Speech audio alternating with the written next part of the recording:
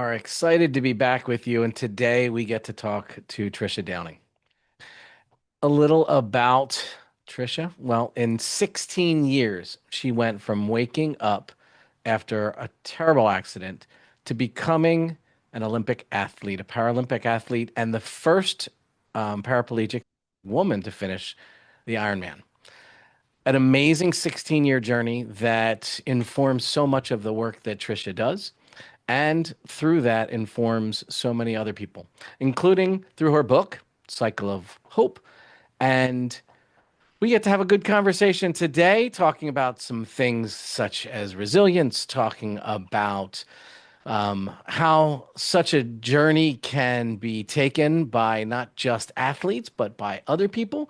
And then also, we get to learn a little bit about the advocacy work that Tricia does, and well as her speaking, and maybe even some inside tips about what's going on with the Paralympics, and maybe some inside stories about her experience. Who knows what we may be able to draw out of her.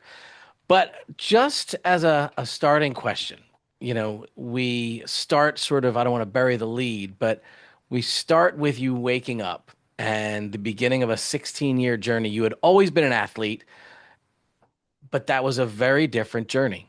So I'm guessing the first part from hearing you speak before is sort of a look in the mirror, a looking in the mirror and self-identification. So let's jump right in and talk about that. When you started to redefine yourself and redefine where your path was going from there. Sure. I mean, I think we have to start from the very beginning of the second part of my life, I guess, or the new beginning of my life. And that was in 2000 when I was a competitive cyclist and I was on a just a nice training ride with a friend of mine. And as we were coming home, returning to my house, which is in Denver, Colorado, we were just riding along the road. My friend was riding in front of me, and a car turned in front of us onto a side street that we were crossing. And my friend, I watched as he had to make this big swerving motion around the car to avoid getting hit. And I thought, surely that driver sees that they almost hit a cyclist. But then I realized that the driver didn't see us. And so I went for the brakes on my bike and I just didn't get to them quickly enough. And so the front wheel of my bike hit the front bumper of the car. I was launched into midair, landing on my back on the windshield and then falling to the ground. And so as I was lying on the ground, I, did that kind of internal check of all your body parts. And I realized I couldn't feel my legs, as well as being in a whole bunch of pain. And so that was sort of the new beginning of my life because in that accident, I was paralyzed from the chest down and now had to rely on using a wheelchair to get around. So, for somebody who was a competitive cyclist, that was not only a big change of just lifestyle, but a change of identity and how I saw myself. Well, I guess let's talk a little bit about that. The seeing yourself as a different person. That was probably a process. It's not a light switch. And can you talk a little bit about that process and how you approached it, or maybe how it approached you? I've heard stories where a lot of people don't feel like they're always in full control of that re-identification of themselves. And so talk a little bit about that process that you went through. I mean, to re-identify yourself is a whole journey. It's not something that, they say, okay, you're paralyzed now, go forth and conquer. There's a lot to learn about how to move through life in a wheelchair. There's a lot to learn about how to take care of your body.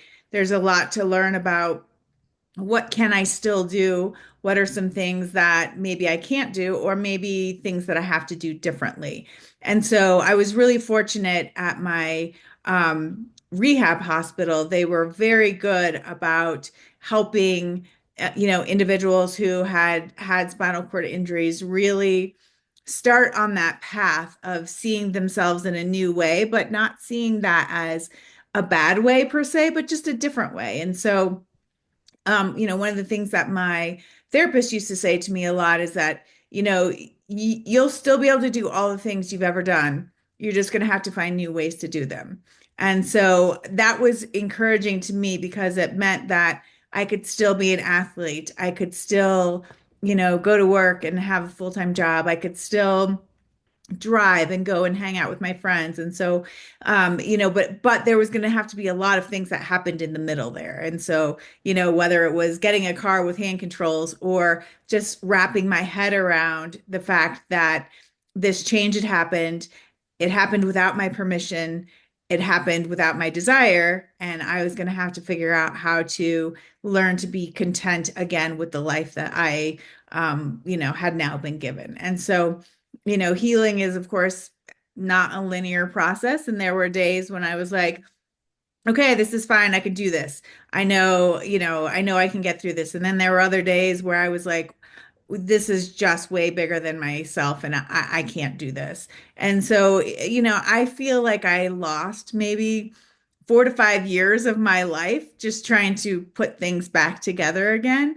But when I did, I found that there are so many new and different ways to live your life and enjoy your life and to achieve in life that I had never, expected or anticipated because I hadn't been in this position before. Well, I know in the work you do, both as a speaker and an advocate and consultant, that that the lessons learned, you're able to use and pull some of those lessons you learned and put frameworks for other people to be able to see how they can approach some of their own challenges, a wide range and very different, but still lessons learned that people can apply in other areas of their lives. And if you're pulling a few of those from that period of time, that big transition, because we're going to talk about other parts of your journey too, but from that beginning part, are there any particular lessons learned that in your work you see people connect with, you see people are able to use to their own benefit? I mean, I think one of the biggest lessons that people learn is that disability is not, this horrible life sentence that is placed on you and you can't do anything about.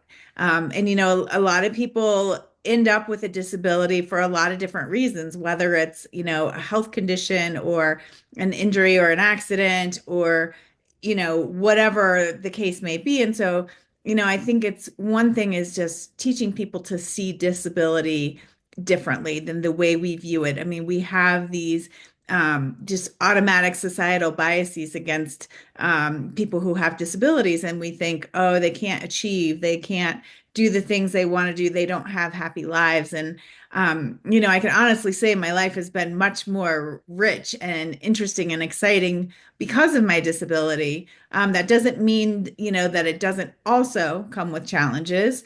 Mhm. But it also, it helps me understand other people better. It helps me understand getting through challenges and being resilient. And it helps me do something that I think we're all having to do right now, in that we have to all be adaptable.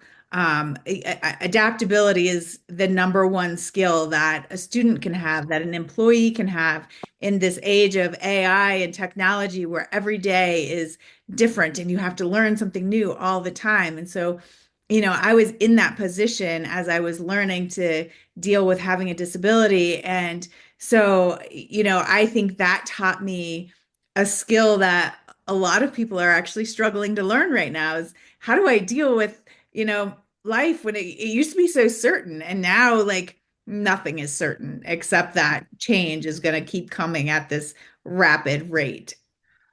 Well, I want to go back. And in some ways, look at whether this resilience that you have a wellspring of and this kind of this approach of adaptability. Take us to young Tricia, always an athlete. You've always been an athlete. You got to compete at a premier university that I think we are both a bit biased that is probably the most beautiful of all of the campuses across North America. But, we'll leave that as it is. Yes, we both went to the University of Maryland.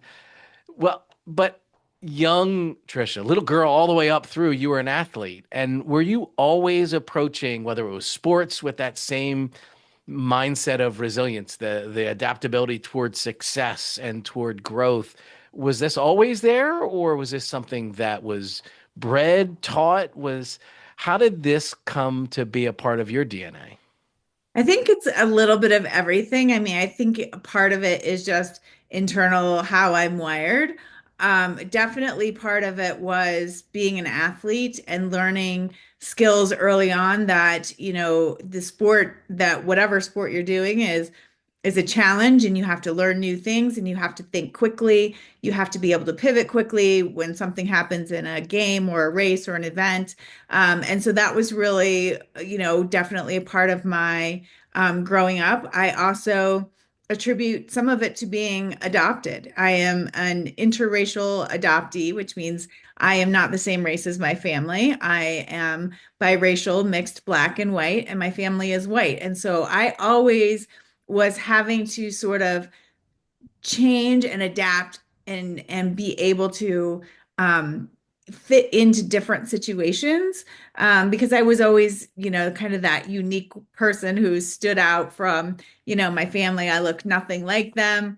I was always questioned about it. I was always having to think about it. And so I think all of those things together are what created, my resilience and my ability to um, be a chameleon, as they say. For a lot of times, kids who are biracial have to be chameleons because you have to kind of like be able to read a room really quickly and figure out what part of you fits in which room and Hmm. how or where, when, and why. And um so I think those were all skills that I was building my entire life.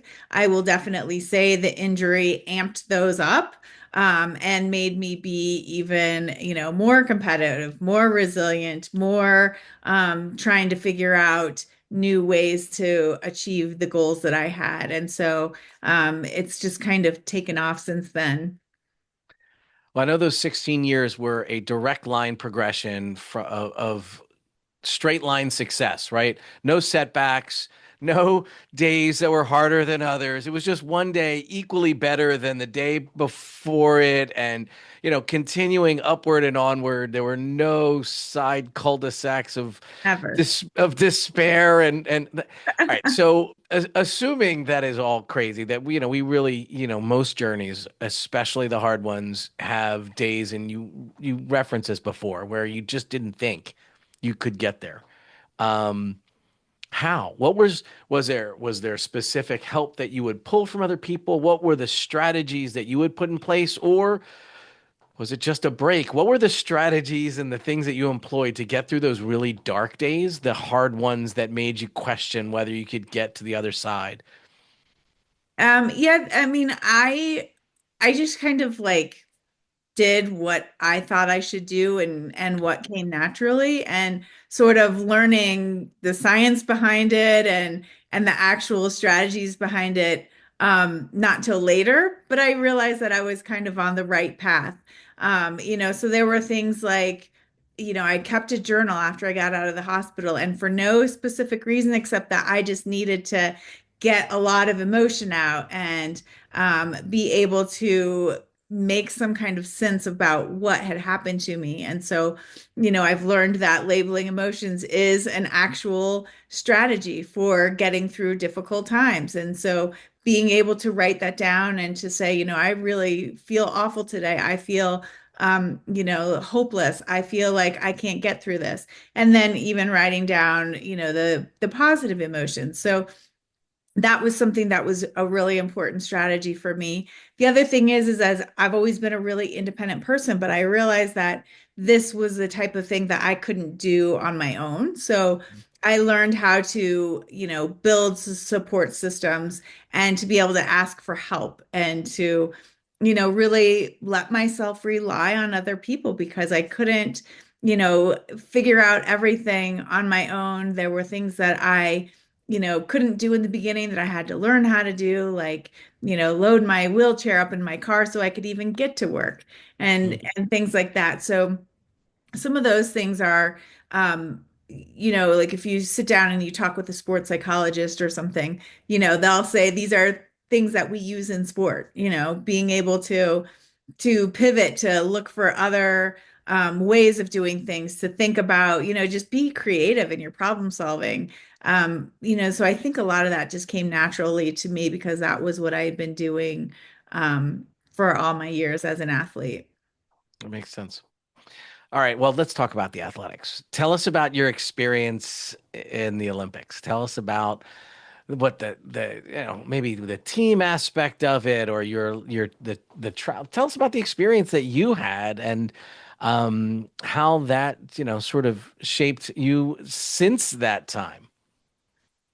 My Paralympic experience was awesome. I mean, it was there's just no other words for it. It's just a really amazing feeling. I actually made the team as an alternate. So I had not originally made the team, but due to certain circumstances, we needed an alternate for the U.S. team. I compete in the sport of shooting, and so I found out 1 week before the games that I was going. So that's a really big thing to find out 1 week that you have to pack and be ready for an international trip, to be away for 3 weeks, to um, you know make sure that you've got all your ducks in a row. And so that from the get-go, it was like it was crazy. But it was a lot of fun. And then, once you get on the team and you guys are traveling to wherever you're going. I was traveling to Rio because that was where the 2016 games were. We started in Houston, all Team USA athletes coming together, and we did what's called team processing, where they give you just this boatload of clothing and kind of give you a few, tips on how to say, good morning and please and thank you in Portuguese, and kind of prepare you for the environment that's ahead. And you get to the games and there's so many things going through your head because you're like, I'm at the biggest sporting event. Like I'm at the top of what most people strive for in athletics. And so you get there and you get caught up in the festivities and meeting other athletes and seeing your international friends, that you forget that you actually have to compete while you're there. And so it's really a matter of being able to balance a lot of different emotions, and doing that emotional regulation that we talk about so much in sport and in life, of course, too. Being able to enjoy the atmosphere when it's time to enjoy it, and then to be able to focus when it's time to compete. And so those are all skills, fortunately, that you work on all the time as an athlete. You're always working on focusing. You're always working on, what to do if something goes wrong.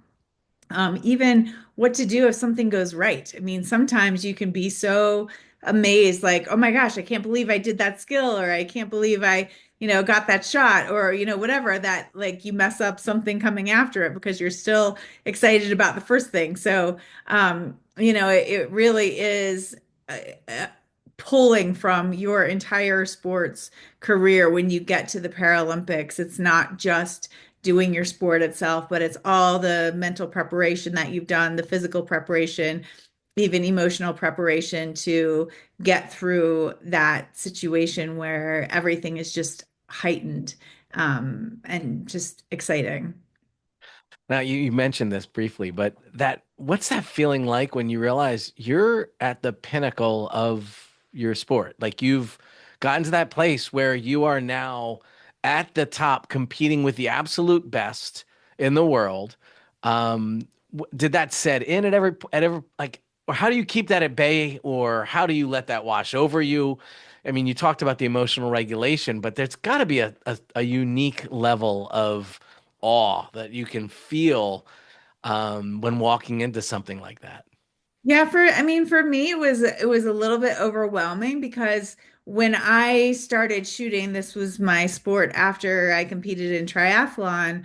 I had set my goals on Tokyo in 2020. I wasn't really expecting anything sooner. I wasn't expecting this last minute, alternate situation to go to the games. And so, I mean, for me, it was like it was a lot. I think if knew several months in advance that you'd made the team, you would have been able to kind of do a lot of that work and, worked through the excitement and the emotions and all of that. So for me, it was a lot. And just, yeah, being amazed that like, oh, I'm actually here and I'm going to compete and, um, you know, I'm w with the best in the world. It is a really, I mean, I don't know if you can really explain that feeling of like making it, because that for so many people is the goal. And even, prior to my injury, when I was a little girl, I always wanted to go be an Olympic gymnast, and that didn't end up being my path, especially because I'm 5'10". Um, but I mean, it was something that I had been dreaming about my entire life, and it was one of those things where I was like, oh, so goals can happen in completely different ways than you ever expected them. You Mm. know, I wanted to be an Olympic gymnast, and I ended up being a Paralympic shooter. So it was two totally different things. But exciting to look over the whole course of my life and thinking about, I always wanted to do this, and now I'm here and I'm doing it. All right, a little on the, I don't want to get gossipy, but um, what are some things when we're watching the Paralympics on TV or the Olympics, just from being behind the curtain? What are some things that we wouldn't know, or some things even more we wouldn't know that we wouldn't know? What are some from behind the scenes things that would be cool for people that are watching to understand or to know? I think that just that like life is happening when you're not on the field of play. You're living in the dorms, you've got roommates, living with teammates, sometimes like, you get to the dining hall and you've got to rush through there and get some food so you can get on your bus that takes you to your venue and, be able to practice. So there are a lot of things that like a lot of mundane kind of things that happen um, outside of the spotlight. One of the things I think was really special about the Summer Paralympics in Rio in particular was that everyone was in the same village. Mm. Unlike the Winter Paralympics that we just saw, where there were different cities hosting different villages, we were all together, and there was a place within the village called the International Zone. And in the international zone, there was a McDonald's. And so at night, all these athletes were going and getting McDonald's. And you think everyone eats healthy and, they Counting. don't do these things. And no, there's, gossip and fun with, friends from across the world over French fries and McFlurries. And the village or the international zone had, like a salon. So we went and got our nails done and had just different fun activities for us to do. So there's a lot that happens behind the scenes. And then, there's some special ceremonies and things for the athletes as they arrive in the village. And so like you all see the big opening ceremonies, but there's also smaller things that happen, celebrations inside the village that the athletes get to take part in. Of course, like I said, like going through team processing when you're getting all your clothing, like, you go into a dressing room and your name is across the mirror, like in lights, and they give you this whole bag of clothing so you can try on and make sure you've got all the sizes. And, you see all the athletes wearing these great polo jackets and Nike t-shirts and all of that. And it's almost like this wonderful shopping spree where you don't have to spend a single dollar. And so, it's just fun stuff like that where it's like you feel like king or queen for that time. And, it's just not an experience like anything other. That's cool. That's very cool. Just as a complete aside, will we be seeing you throwing a javelin at a future Olympics? Or Um, so javelin is something that I am pursuing. My goal is to make it to the national championships. It's a relatively new sport for me, but I am actively training and competing to try to make the U.S. shooting team again for 2028 in LA. So that's actually my sport. Javelin is my recreation. I guess, for me, sports is fun and sports is recreation and sports is like just what I love to do. So. So that might as well go through it. All the sports that you've really been competitive so far, So we I started out in swimming as a 7 and 8 year old. Did very well in swimming, and then that was my summer sport, and then my winter sport was gymnastics. Gymnastics I always call my first love because I really adored the sport. I loved being upside down. I loved doing flips and twists and all of those kinds of things. And then um, I wanted to go to college as an athlete, and I started actually at the University of Vermont for 2 years. And my senior year in high school, I had hurt my knee. I had fully grown to my 5'10" self. And so when I got to school, it really just didn't make sense for me to walk onto the gymnastics team as I had planned because I wasn't gonna, be on the competition squad. I wasn't gonna be on the traveling squad. But I'd done a lot of diving in the summers. I mean, just playing around for the most part. But as a gymnast, I had good body awareness and I knew how to flip and twist. And so I talked to the diving coach and asked if I could, walk onto the team. And she said, sure, you're more than welcome to come and be part of us. You won't be on the travel squad. And you'll be, our number 4 diver, but knock yourself out. And as it turned out, I did well and I ended up being the number 2 diver and I traveled, both of my years there and then transferred to the University of Maryland where I dove for just a short time and then got more interested in my sorority than sports there for a time. When I graduated from grad school, I got a master's in sports management. I worked at the Olympic Training Center in Colorado Springs, Colorado, and I took up the sport of cycling, which was where I was like, okay, probably not going to go to the Olympics, but I'd really love to become a professional cyclist. And I put in a lot of time and effort, and again, I did well. But then there was this, day that marked the end of that career. And so when I was in the rehab hospital, I learned about all of the different sports that are available for wheelchair athletes. I chose to be unique and do triathlons because that wasn't a sport that was really highly concentrated with athletes with disabilities. It's now probably one of the biggest sports with athletes with disabilities, but I was kind of one of the pioneers, and I call myself one of the grandmas of disabled triathlon. So I did that for about 10 years, and then after an injury there, I went to rowing for a short stint. And then I ended up just picking shooting because I needed something that was not going to beat up my body as much as all of these other sports had. And so I thought, well, there's shooting and there's archery and there's curling as potential sports that might not be as high impact. And I don't like the cold, so curling was out. And shooting was just easier for me to get to a range near my house. I found a coach and I just started doing something that was totally new to me, something I had never done, never even thought of doing. And that's where I've ended up. cool. And next is javelin. Cool. Well, Next that's is just javelin. fun. Yes. Well, so we've gone through some of the athletic side, but a lot of the work that you do is advocacy and speakers.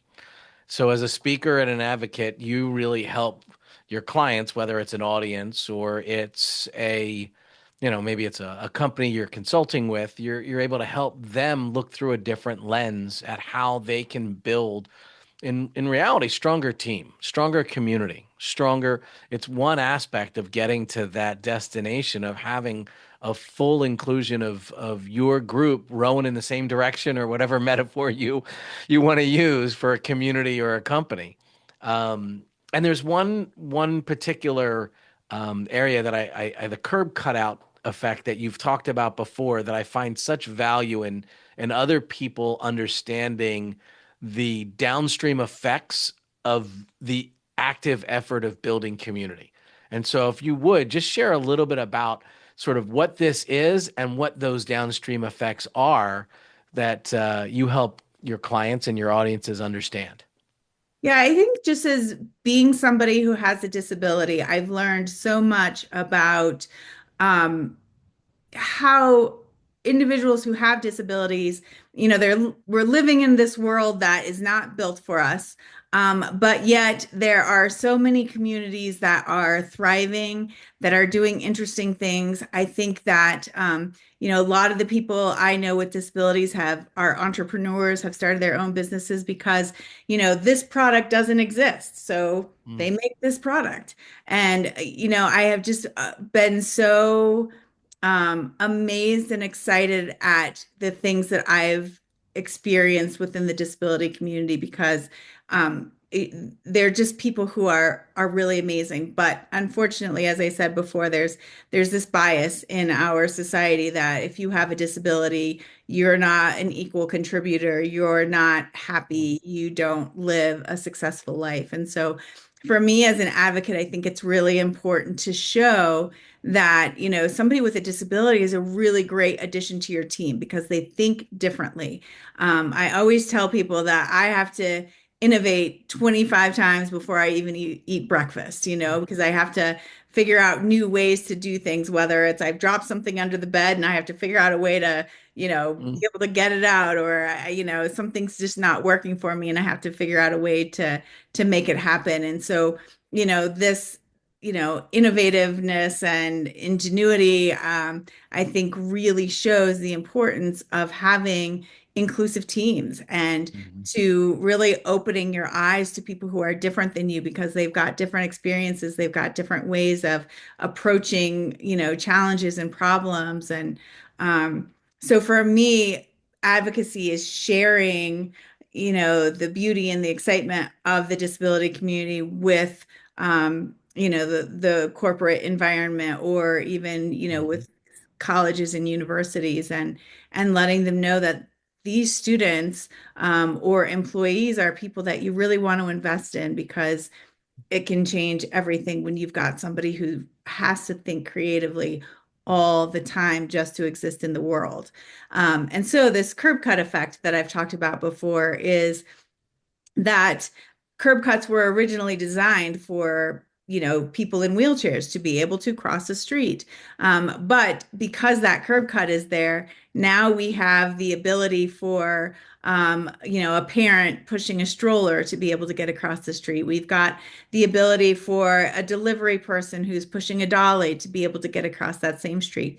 We've got travelers who've got rolling luggage that the curb cut helps. And so when you design universally, which means designing for everyone or for the biggest group of people, then you are helping more than just that one group. So the curb cut isn't just about people with disabilities, but it's about our whole society can operate just a little bit easier if you don't have to lift that heavy luggage up onto the curb, or you don't have to, get a stroller up and put it onto the curb. And so, that is something that just makes our society inclusive. And like to point out that, most people will end up having a disability at some point in their life, especially if they live long enough. Your mobility is going to decrease, your eyesight mhm, is going to decrease, your hearing is going to decrease, like all of these things we know about being human. So why not design a society that is universally inclusive? Because at some point, everyone's going to need it. And if you think you're not, you know, just think about that 10 seconds where I went from being a non-disabled competitive cyclist to, being paralyzed from the chest down. And I didn't leave my house that day thinking, oh, I'm not going to come home again. I'm not going to be able to walk up the stairs to my bedroom again. It can happen in just a moment's notice. mm. I think that's so powerful too. Those downstream effects of including more than just what you originally intended. It was intended for people using chairs. And the reality is that more people probably benefit from those curb cuts that aren't using chairs than do. And as someone who lived in New York City with big babies and twins and all of that in strollers, the curb cuts were huge. But I think that's the idea is that I think sticks with me is that the intentional design has a broader reach of positive impact than just what you're aiming for. And so the effort of taking that intentionality to design things to include it can have such a positive impact beyond your hopes and dreams. And Absolutely. that goes the same in teams that are small as to cities that are large. And I think that's just it's an evergreen message. Um, so I think that's fantastic the way that you share that so vividly. All right, before we close, I want to get to a couple quick hits. Okay. Just some rapid fire types of questions. Um, let's see. A guilty pleasure watch. Is it a TV show, a movie? Is it scrolling through Insta? What, if you have a guilty pleasure watching, what is that? I actually love YouTube. I mean, I do a fair amount of Netflix binging like anybody else does, but I love YouTube because, of course, with the algorithm, it throws all kinds of stuff at you that you're interested in. And so it's everything from sports to disability to, I don't know, true crime, things that I just like, I kind of seek them out and then I just watch and watch and watch, and it leads me down rabbit holes. Oh yeah. That we know someone in common. Just it's the true crime and the cat videos. That's all she can't Yes. get enough of them. A book. What's on the book? There's a bookshelf behind you, but what's the cue? What's the next book that you got that you've had that you just want to read? The next book on your list is what? So I'm reading a book called Visualize, and I've gotten really into doing a lot more reading about sports psychology and different ways to improve performance because with shooting, it's much more of a mental game than it is a physical game. And so it's really important to be able to control your thoughts. It's really important to be able to understand what you're trying to achieve and to be able to do that despite any nerves or anything that might be going on because it's so precise. And for somebody who is a little bit of a perfectionist, I think it can be so maddening. Because just one little movement and you've totally like blown a shot. So I'm really digging into my mental skill building. Okay. And yeah. Is there a book on leadership that you normally recommend? Is there one in the short list that you say to somebody when you're thinking about leadership or personal growth, maybe beyond just athletics, people that you're consulting with for the companies or student leaders to improve or hone their skills? Is there one that you go to?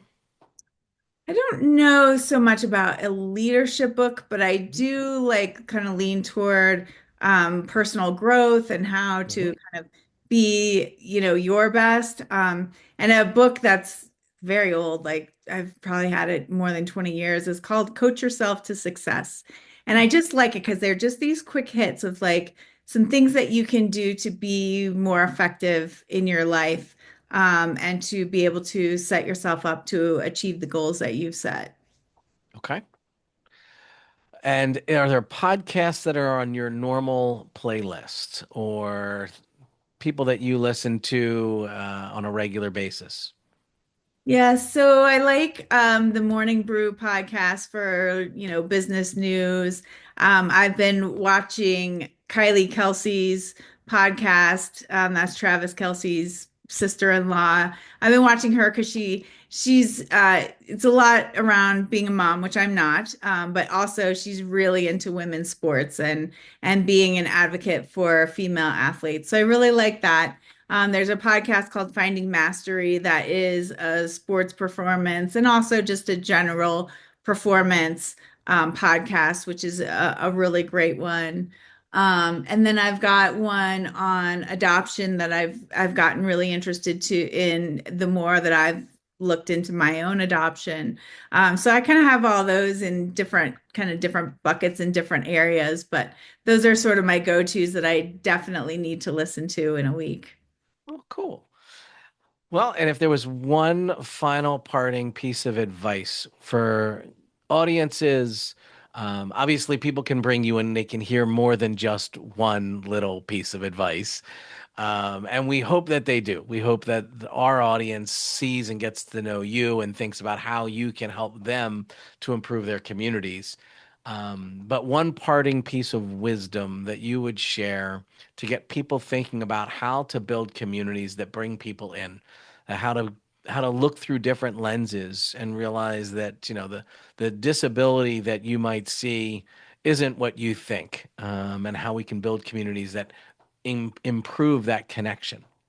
Yeah, I would say the most important thing is just to be curious. I think we all need to be curious about other people, especially people who are not like us, because that's where you learn the most. I mean, if you sit and talk to somebody who's very much like you, has the same interests, the same background, you're not going to learn a whole lot. But if you sit down with somebody who is not like you are going to learn a lot. So I think curiosity is a very important thing to bring into your life. And I also think again that we need to be thinking about being adaptable because you know that's something that's going to involve all of us every day. And it's a little bit like having a disability. You really have to start challenging yourself to think differently and to look for answers in different places and be open-minded. And so I think those are, for me, those are the two things that I'm really focusing on so that I can continue to learn and to grow and to, basically hang on in this time that's going by really quickly with a lot of changes. Well, that's awesome. We've been able to cover a whole lot of ground, everything from the McDonald's at the Olympic Village through, it's certainly an athlete's view of the world and resilience and adaptability, and ending with the idea of curiosity. Curiosity being the secret sauce of connection. Tricia Downing, thank you so much for being a part of this conversation. And obviously, we would love to help anyone watching to be able to bring you to go and do some of the work with our audiences and help them to be able to improve their situations, either in large or in small scale at audiences or in consulting in deep ways and in broad ways. And thank you for being here with us. I know we'll have more conversations and hope that you can check out our website to be able to see what will be next. Thank you. Absolutely. Thanks.